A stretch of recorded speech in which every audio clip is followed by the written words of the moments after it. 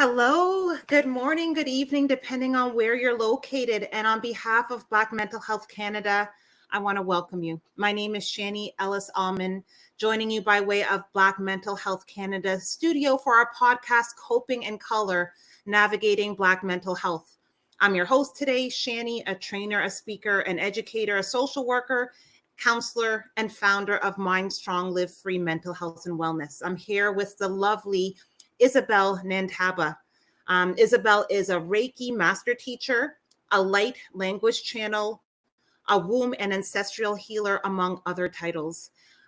She was a community health worker with the Women's Health in Women's Hands, and she spent some time as well with the United Nations Development Program Regional Office for Latin America and the Caribbean as an international expert program assistant. How are you doing, Isabel? Oh, I can't hear you. I'm doing amazing. And how are you? I'm very good. I'm so happy to have you here. I'd love to start the conversation by asking you, is there a quote, a proverb, or the works of an influential person that guides you in your work and gives you inspiration? Definitely. Well, one of my favorite quotes that I actually it's my mantra basically throughout the day is quiet the mind and the soul will speak. And this is by Ma Jayasati Bhagavati. And the reason why I love this is we spend so much time, majority of our time here versus in our hearts. So when you quiet the mind, when you just like take a moment to pause and just tune it into your heart and let your soul speak, it's very empowering, it's very powerful. And if you do this practice, you'll be surprised at how many things you get to tap into your wisdom and so many beautiful other things. I love that. Thank you so much. You're welcome. Um, Isabel, as I introduced you, I know I called out many occupations and many titles. I'd love for you to tell our listeners who do not know about the work that you do. Awesome, great. First, before I get started, I just want to take a moment to get us all grounded, just to, get everyone in a state of being receptive and just being grounded. So, everyone, wherever you are, just take a moment to close your eyes, take a deep breath in, gently exhale, taking another breath in, using our breath to ground us, and exhale. Now take the deepest breath that you have taken all week. And as you inhale, just feel that beautiful air, feel your belly, your lungs, your chest rising and expanding. And as you exhale, just gently relaxing, opening up your space, your heart, your mind, and just getting ready to be receptive, to be grounded, to receive this information that I'm going to be sharing with you. And just to set the tone to be grounded for the day, the afternoon, depending on wherever you are.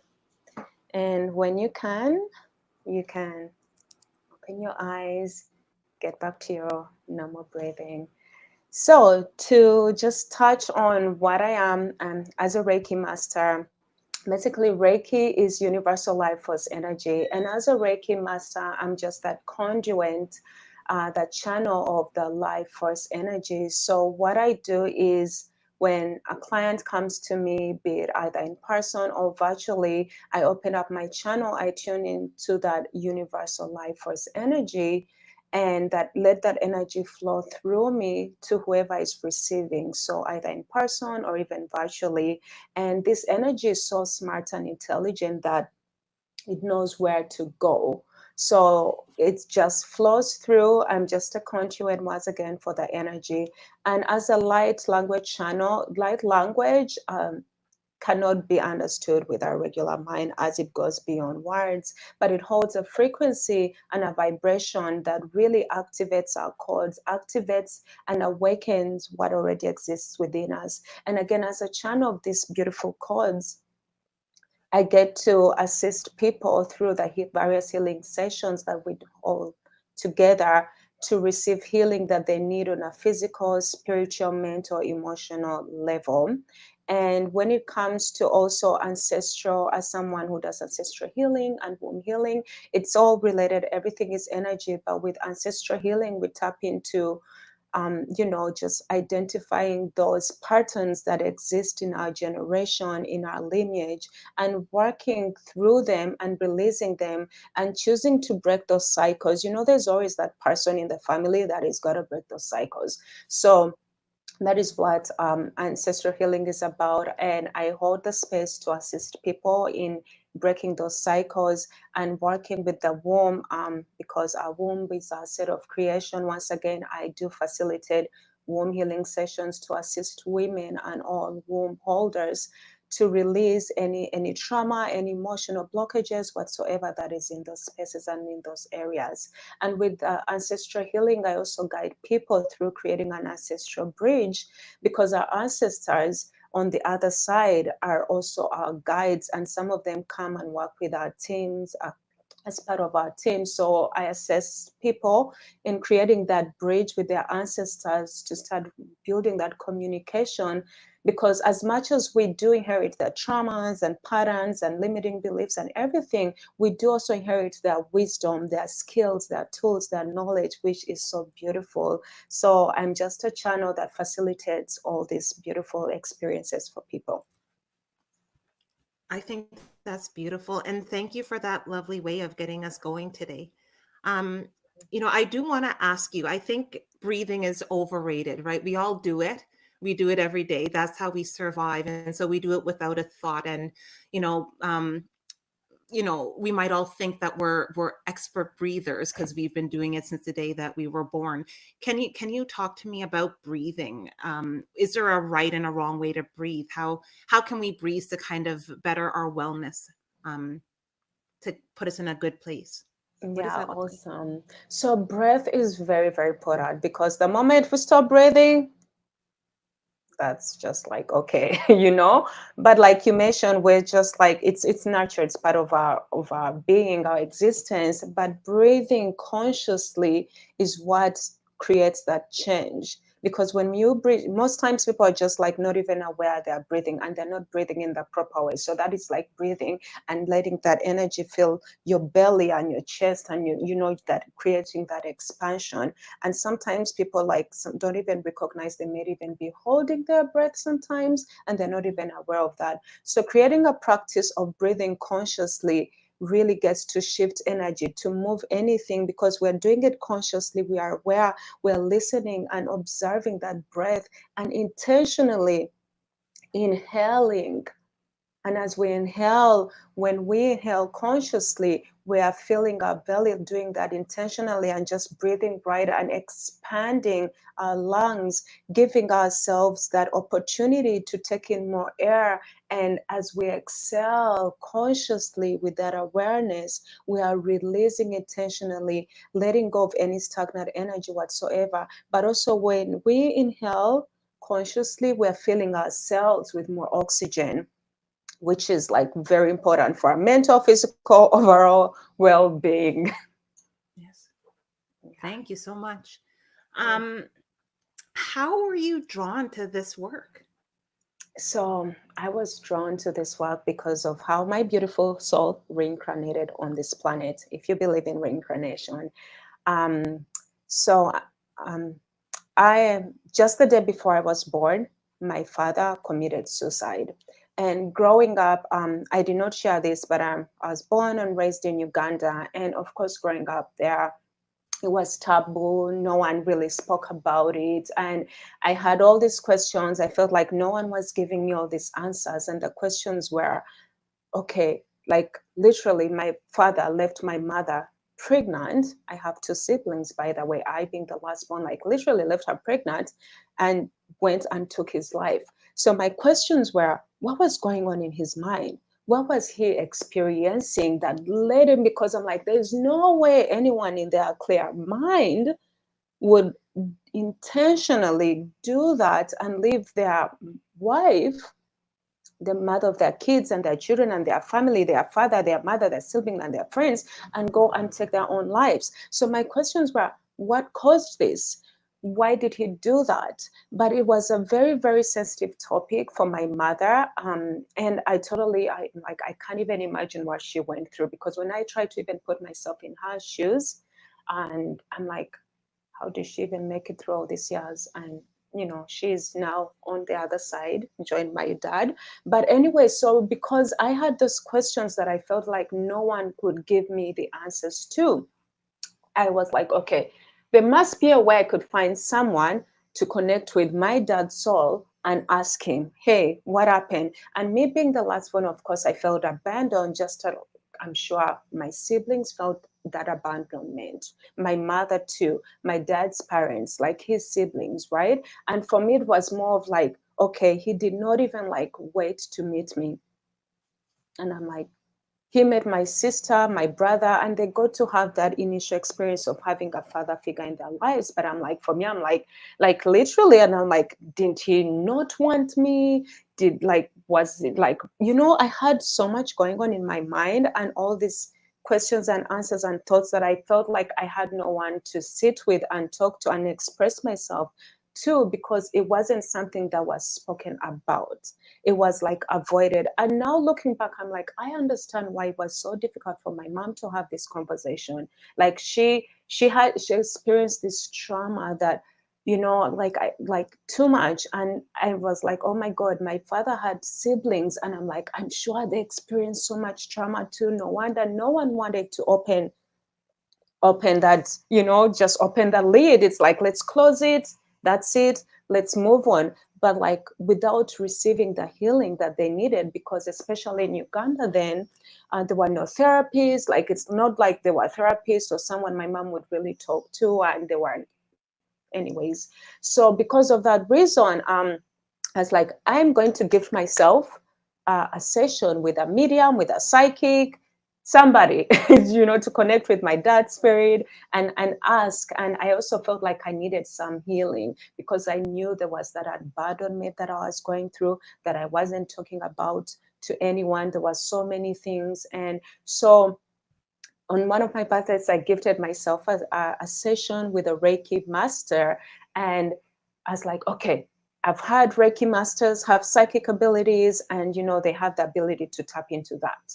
So I had my first experience receiving Reiki. And when she asked me, why are you here? I told her the exact same thing. This is why I'm here, for this energy healing session, because I'm looking for these answers and I would like to receive some emotional healing.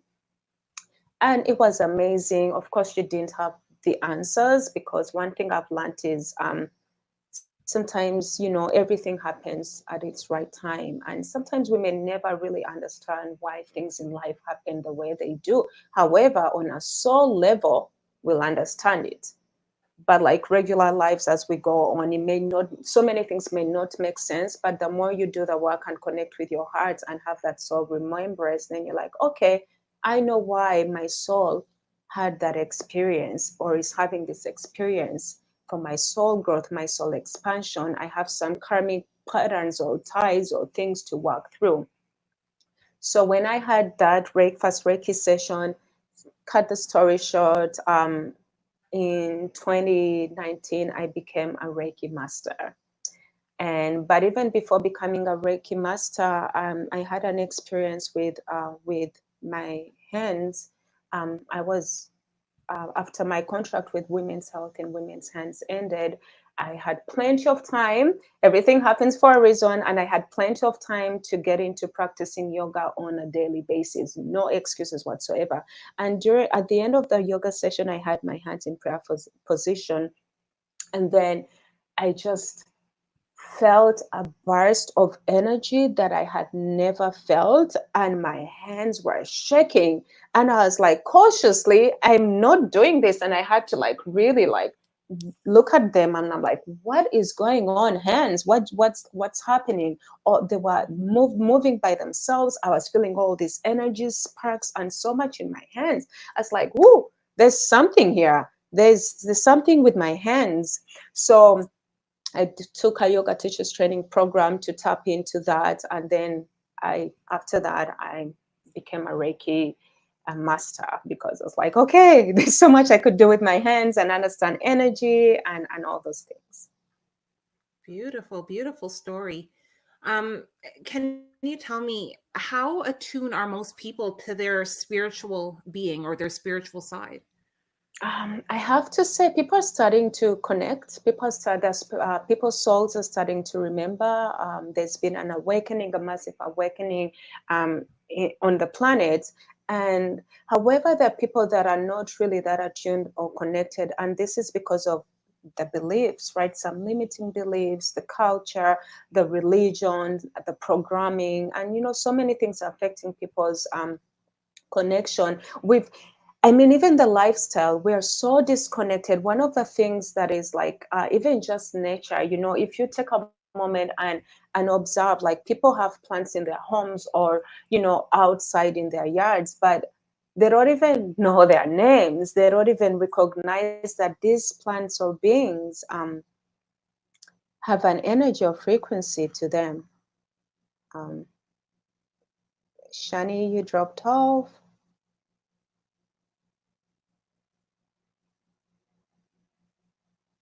I'll just keep sharing and responding to that question while we wait for Shani to get back on. So, like I was saying, like, people don't have that, people have lost that connection to nature in general overall.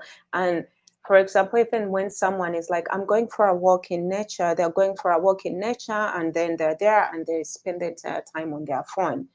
And it's like, okay, you're surrounded by these beautiful trees that hold a frequency, a vibration, that have a consciousness. However, you are not taking the moment to just tune in, to connect and observe and be present and listen, and like, even just being present of, like, when you go for a walk to, let's say, the beach, and like, just feeling the wind on your skin, like, just listening to that wind as it blows by, the sound of the waves. And again, we have, in general, we've lost that connection to nature, the connection to everything. And also that means we've lost the connection to ourselves, which is why I love the saying, quiet the mind and the soul will speak. Because when you quiet the mind, when you pause, you drop into your heart,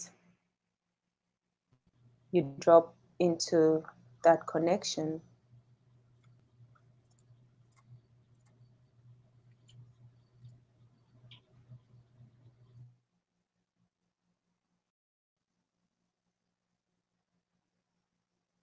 So I'll just go ahead and wait for Shani to get back on.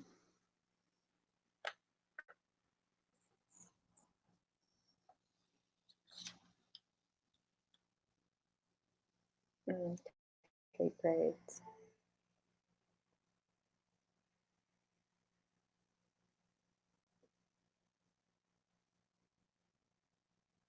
Okay, awesome.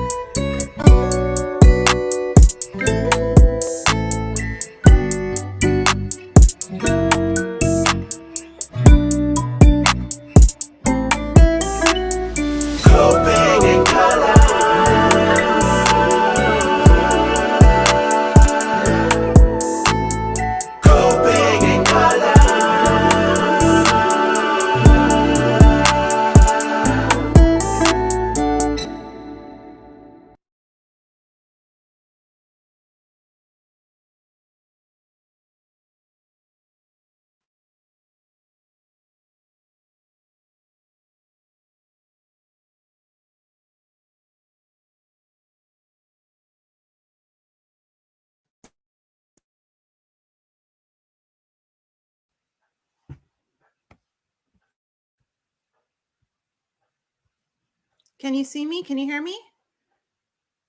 Yes. Good. I'm so sorry about that. It was bizarre because I could hear, but for some reason you couldn't see me or hear me. You can see now? Oh, yeah, I can hear you now, and I can see you. Perfect. Yeah. No, so I was able to hear your answer. So I'm so sorry about that. That's okay. Technology. Um, yeah, I know. Um, so I'd love if you would share for us, like some of your work with energies. I know that you've mentioned energy a lot in terms of the work that you do and how you connect with it. Can you tell us about energy? What is negative energy? How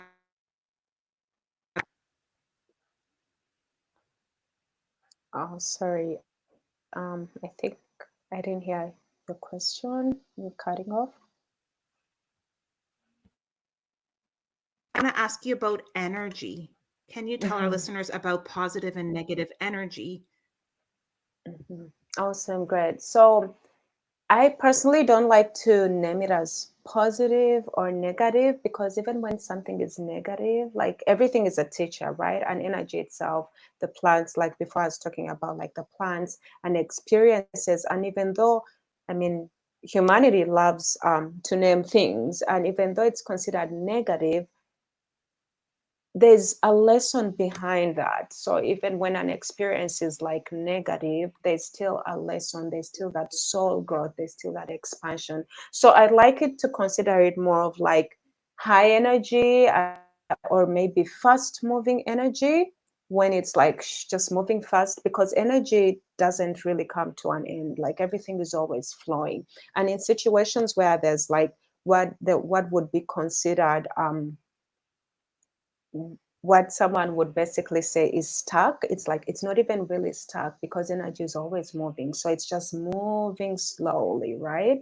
And so it's the same thing with negative and positive. Okay, more, but just in simple terms, it's like if it's positive, it's coming from a place of love, a place of like all the good things, it's holding a high frequency, love, compassion, understanding, kindness and joy and happiness and all those things. And if it's like negative, it's more of like a low vibration. It's coming from a place of scarcity. It's coming from a place of lack. It's coming from a place of doubt. It's coming from a place of procrastination, which could be so many things. So I'd like to describe it in that sense, in that way. No, I love that. I love that explanation. Um, for people in general, do we possess both energies? Do we possess higher level and lower level intensity of energy? Absolutely, absolutely, absolutely. And I'm so glad you asked that question because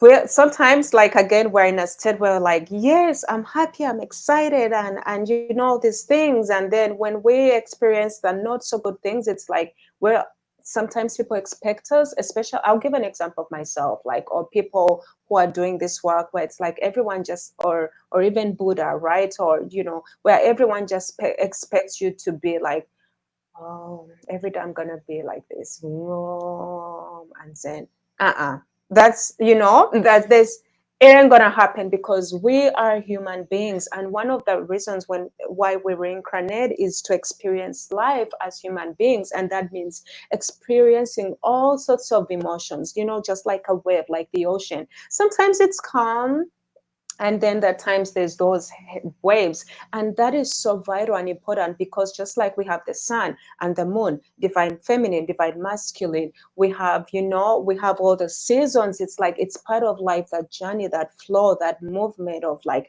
nothing is ever still. And those waves come, like everything has to keep moving, and sometimes you're riding that wave and it's like shoo, and then there are times it's like going totally low. So we could experience an intense level of all emotions.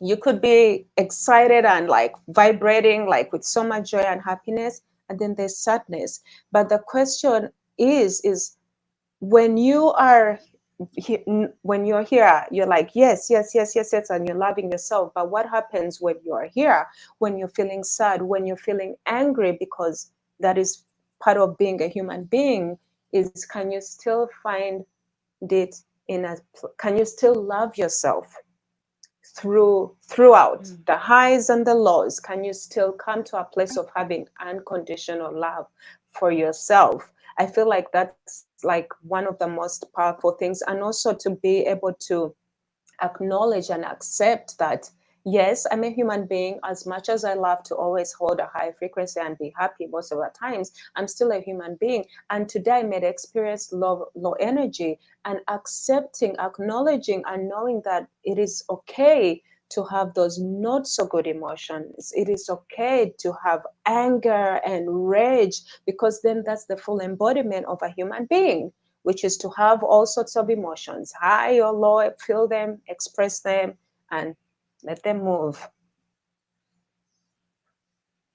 So, leading into that question, what is the impact of energy on the mind, the body, and the soul?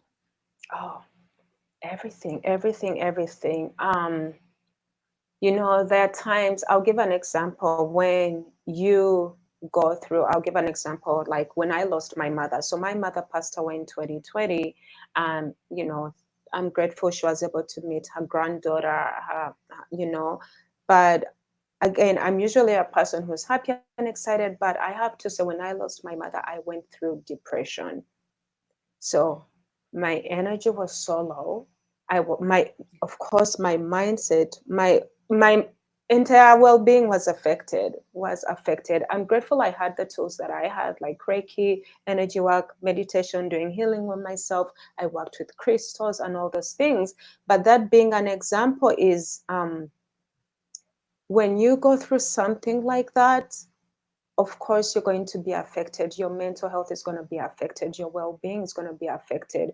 And so energy has an impact on us when it comes to our entire well-being, like everything. And people, if you're an empath, then you will really, really feel it, because what empaths experience is like they will feel other people's energies or emotions. So if an empath is around someone, if they don't have great, healthy, energetic boundaries, which is very, very important before you step out of your house, to create some energetic boundaries, especially if you're an empath. Then if you're around, there's so many people, let's say you're in the subway. I think a subway or an airport is one of those places where, as an empath, you will feel, if you don't have your energetic boundaries up, you will feel everyone's thing. And because there are people coming into the space, you're around people that have a lot going on, people going through anxiety, people going through depression, people going through like self-sabotage, name it, all those things. And you pick up on that energy, and then it's going to affect you. You realize that, okay, maybe you're feeling low, you're like, oh my goodness, I just had a difficult day and I don't even know why. Sometimes it's not even your energy, it's because you picked up other people's energies. And that is why it's also very important to do a practice of, like, really, again, coming back to quiet the mind and the soul will speak. When you quiet the mind and the soul speaks, it gives you an opportunity to ask yourself, this energy that I'm feeling, this emotion or whatever, is it mine or is it someone else's? And when you can learn and start to create a distinction, then it becomes easier, because you're like, that ain't mine. You're like, letting it go, letting it go. And then you take responsibility of what is yours. And taking responsibility is also something that is very, very, very important. Not always being a victim, but also taking responsibility, because it's one way you can claim your power.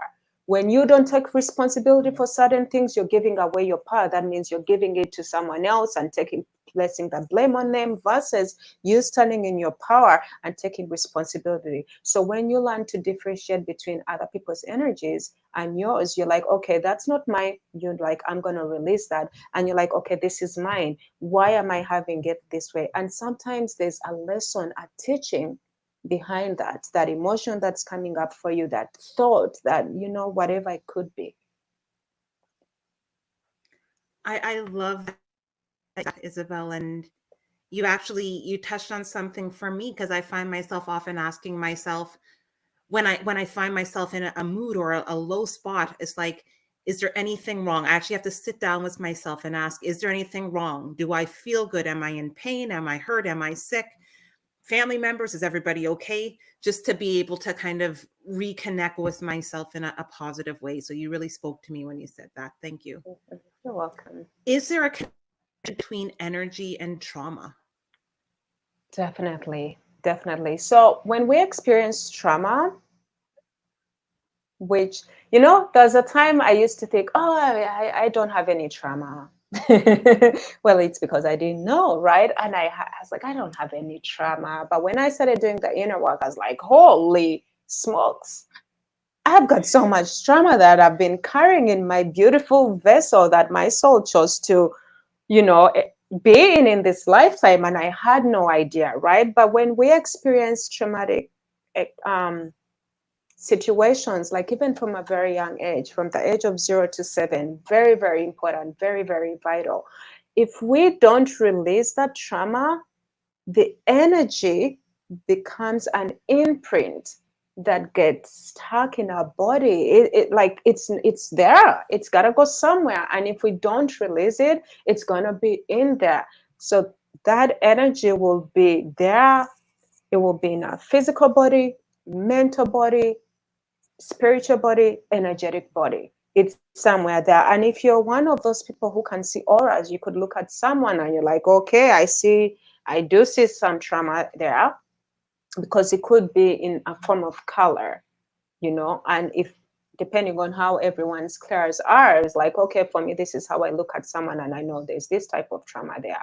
So energetically, it will hang around. And this, of course, again, impacts us. I'll give an example, like me, when, how my dad passed away, and the fact that energy, that experience, as much as I was born and he had lived in that situation, but everyone around me, when I came into this lifetime as a baby, like listening to other people, the sadness, the crying. And I remember my mom taking me, she used to work in the bank those days, and taking me to the bank and introducing me, oh, this is Isabel, my last born. And the way people would even simply react, like, oh, but in my culture, oh, but, and be like, oh, but coming from a place of like, oh, relating it to the experience of my dad committed to suicide the day before I was born. So as a child then, which I found out later as an adult, that all that, the energy, the people, the things, I know that it was because they were like, oh, having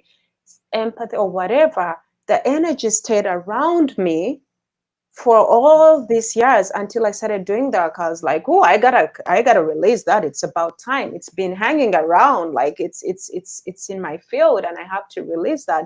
So that did impact me in a way that I felt abandoned, and I didn't even know that I was behaving a certain way and not knowing why, but it was the abandonment that was leading me to behave the way I behaved. And this is, and if anyone is a parent listening to this, and especially when you have teenagers, and we have this thing of like, oh, they're teenagers, they're doing, you find they're going on with friends and drinking and partying and just being rebels. There's a reason.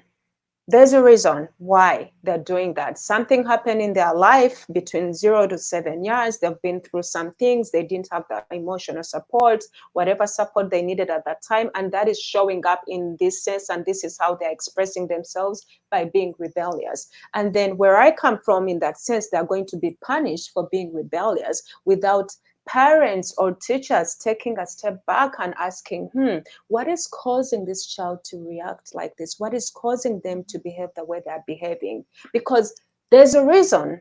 There's something deeper, And from where I come from, it's like things being pushed swept under the rug, right? And then you grow up and these things catch up with you because you were never given that space to have that conversation, to share your emotions, your deep-rooted fears, your struggles, and so all these things, all these energetic imprints do end up affecting us, how we grow up, how we show up in life, of like not even like affecting our confidence. Like years ago, I wouldn't be on this podcast, like seriously, because I was like, my throat chakra was so blocked that I couldn't even speak and share what really happened to my dad. And growing up in Uganda, like there are friends I have that I never even told the truth because I just couldn't speak about it. The shame, the guilt, the judgment, the stigma, the fear, the abandonment, the father wound, like all these things. So, and just like every word has a vibration to it. This is why it's also very important, especially again, I'll touch on being a parent because I'm a mother, and like motherhood is such a portal, it's such a rebirth. But like even the words we just say to other people hold a frequency, a vibration that becomes an energetic imprint that ends up affecting how they're going to be, how they are. It's going to affect the entire being in the future. So if you're growing up in a household where you're taught, well, you're so stupid, the stupid words like those and so many other words, if you really connect and where you're like, what frequency does that word hold? Oh, it's not a high frequency for sure, right? So that vibration, that frequency is getting imprinted in that energetic body of whoever is receiving, whoever is hearing, and that is going to affect their entire well-being, their mental state, their, entire well-being. So yes, there's a huge energy plays a huge role in our overall well-being, and it does affect us because words hold a frequency, vibration, like, and all those things. That is why it's, as parents, it's so important to even just like always share words of encouragement, even when our children are not doing the right, like the best what we'll think is the best. It's like even when we are correcting them, how are you correcting your child? Are you correcting them using words of fear? So because you're thinking, if I instill, if I throw, if I plant the seeds of fear, then they won't do that thing, versus using a positive way of correcting them, which is going to avoid the fear. However, it's going to empower them instead. It's going to give them that confidence, and they're not going to be fearful. But we're so used and programmed to use fear to scare people, to stop them from doing certain things or making certain decisions. But it's like, switch that, change those words, find another way of correcting someone in a positive way, using positive words. That is what's going to support people in general. So, Isabel, you're providing me with a lot of teachings right now, and there's elements that you mentioned that I've heard of before, but not quite with this understanding. How do most people come to learn about energy? Well, these days there's YouTube, which is amazing. YouTube, social media. I feel like, there's pros and cons, of course, to social media. But if it wasn't for even social media, I wouldn't be on this platform, like seriously, because it's aligned us, right? I got to know about you guys through social media, and so coming back to that is basically, sorry, just for a moment. I think I kind of went off. Um, so basically, like social media, of course, is a way people can get to learn about energy. If you're not grown up in an environment where this is something that's been talked about quite a lot, and years ago, I don't think we had this much access to connecting with people doing this work, but I think even like just having this podcast is a place, it's a space to start having these conversations, to bring that awareness, because I feel like, again, we are so disconnected from ourselves, so disconnected from nature. As much as social media has been good, it's made us connect with other like-minded people, and it's brought this awareness. At the same time, it's also disconnected us from that. But I find that if we just all simply took a moment to drop into our hearts, we would remember that divinity, that wisdom within our souls, and that everything is energy. Like everything is energy. It is like this body didn't just come together, like everything had to come together and all the atoms. And if you're a scientist, a biologist, you know that. And then now there's this hand, but it has an energy to this. So yeah.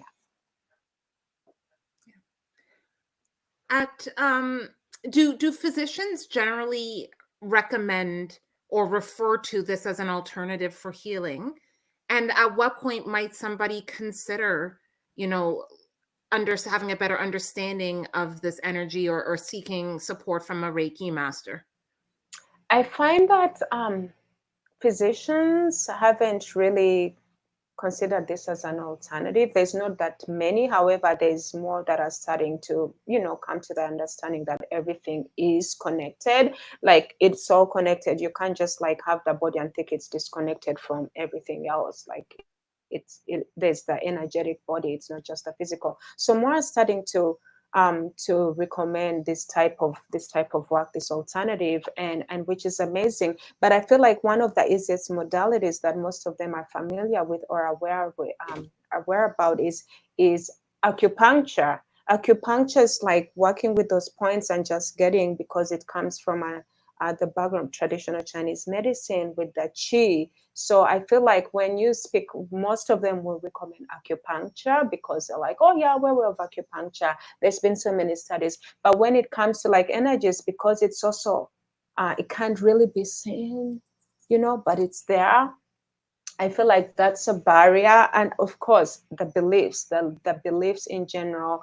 And when I talk about beliefs, I also include like religion that has also, to some extent, kind of programmed people to think that they are disconnected from Lord God Source. It's like this person above you versus, oh, within, being one. So with all these different aspects, there's been that disconnection. But I feel once again more starting to recommend that. For example, in the States, I know Reiki has been used in some long-term care homes, and they've called in some Reiki practitioners to assist the seniors, just to, if they've had like maybe a surgery, and some of the physicians are aware that, oh, Reiki energy can assist to get the flow, the healing. It can activate the body's innate energy flow and fasten or quicken the healing. So it's been done. I'm not aware about it being recommended in Canada at the moment, but for sure in the US I can speak of that, because there are hospitals that will call in Reiki masters to come and do some healing sessions for the clients, for the patients. Okay, thank you. And can you tell us a little bit about your own journey? I know you already shared so much with us, but can you tell us about, any personal experience with mental health, your experience navigating grief and how it was helpful, as well as your experience as a parent?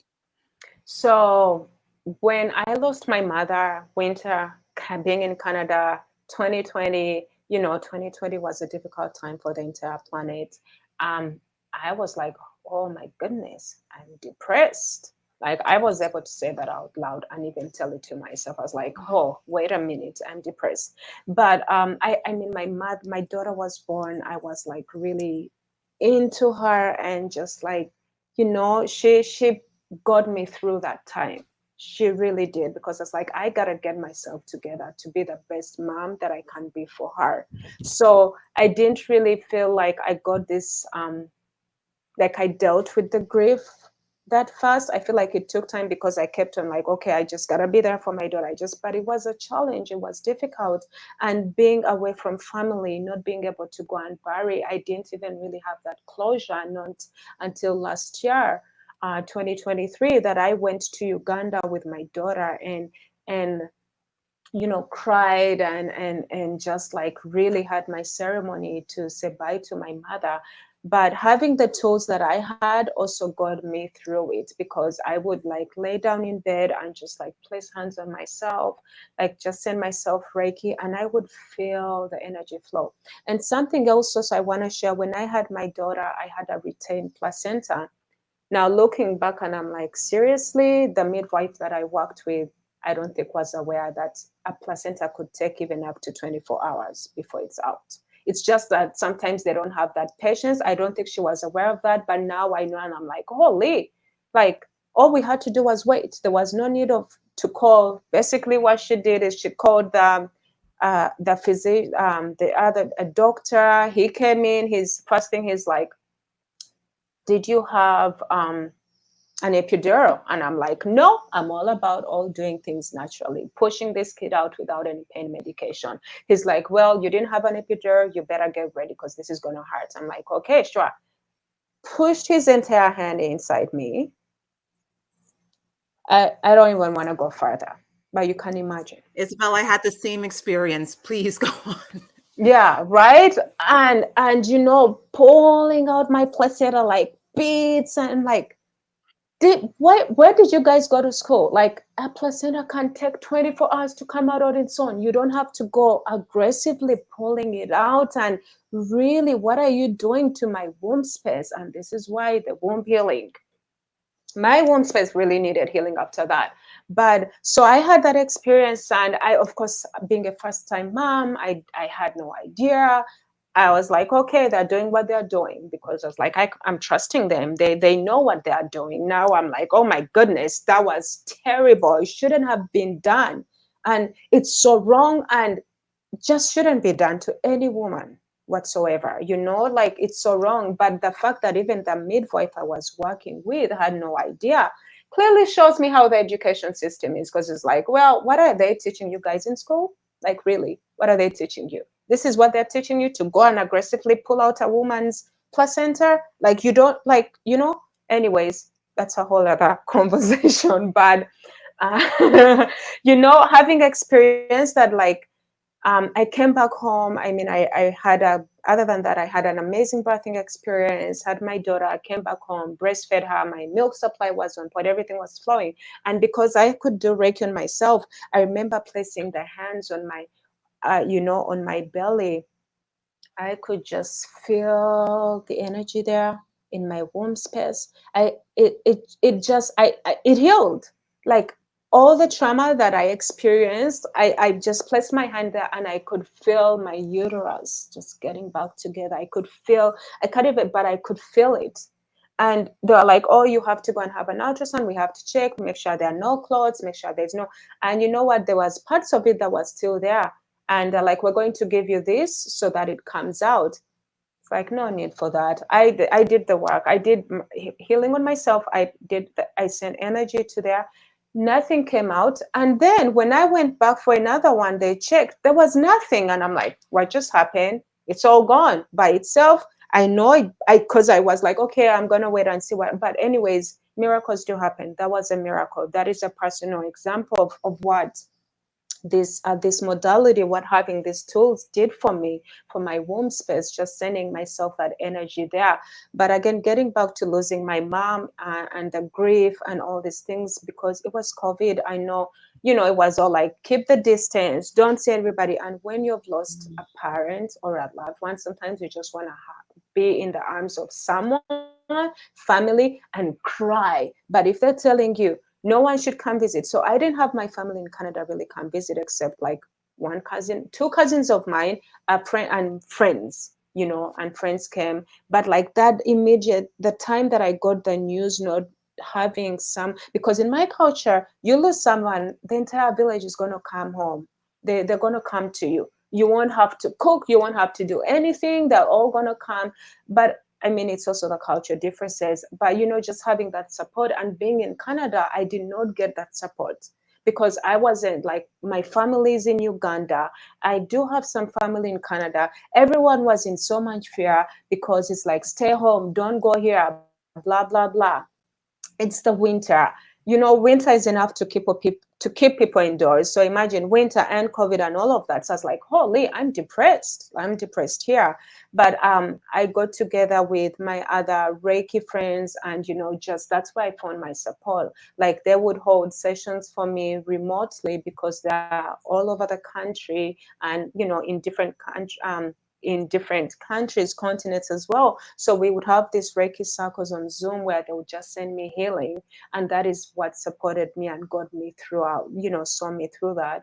But also, I mean, having a very loving partner, my beautiful wife, her mother, my mom-in-law was there. She was cooking, and, we were in lockdown. At least my partner didn't have to go to the office. So it was nice to have her there and get that support from her and my mother-in-law at the same time. And yeah, of course, the energy tools, just doing meditation and yoga, just letting, all those emotions flow through me, because as a new mom, I felt like I didn't have, like, because I'm nursing my daughter, I'm spending time with her.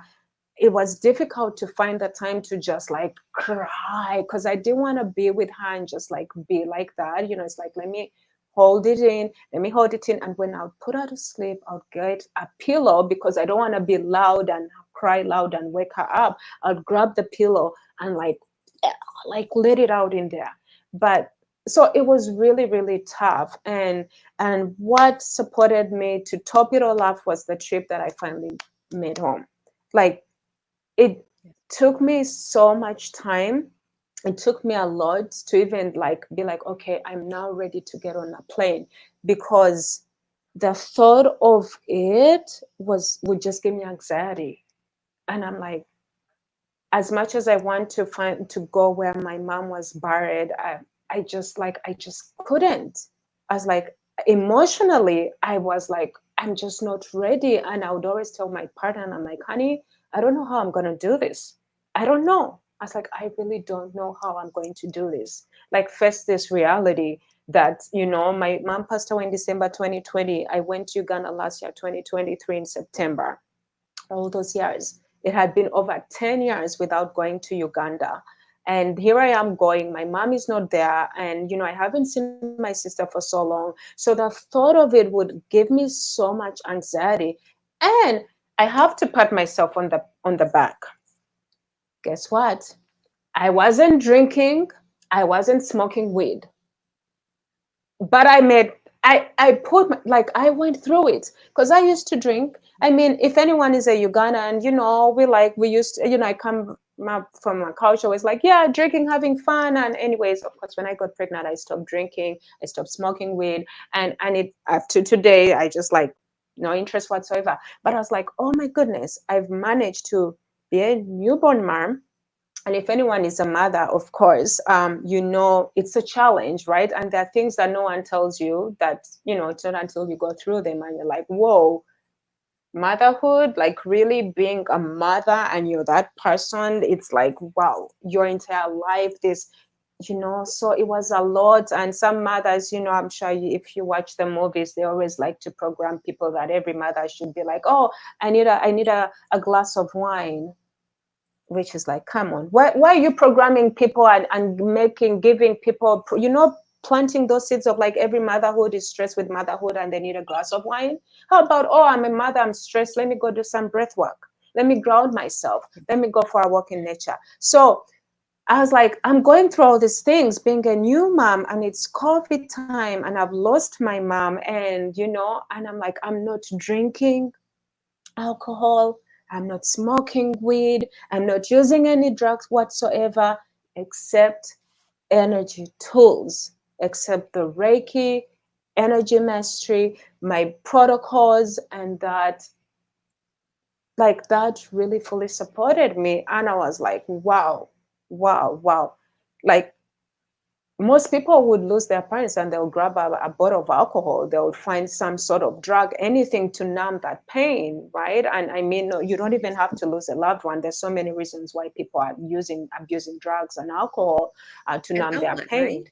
Yeah, it's an outlet. Yes. Yeah, so there's so many reasons, but the fact that I didn't do that, I found other ways, other tools, and I'm so grateful that I had that. I'm so grateful I really had, like, I could do that on myself, which is what led me to teaching and attuning people to Reiki, because it's like, if I have these tools that support me, I would love to share this with each and everyone, and they can use them on themselves versus them having to always come to me or finding someone to do that. I'm like, hey, let me give you the tools, then you can go off and use them on yourself, so you don't have to rely on me. And that's my goal. That's the main reason why I'm also a Reiki master, to attune others, to assist humanity and people in remembering that we all have that ability. We are divine beings. We can really tap into our spiritual gifts, and there are ways in which we can channel healing for ourselves.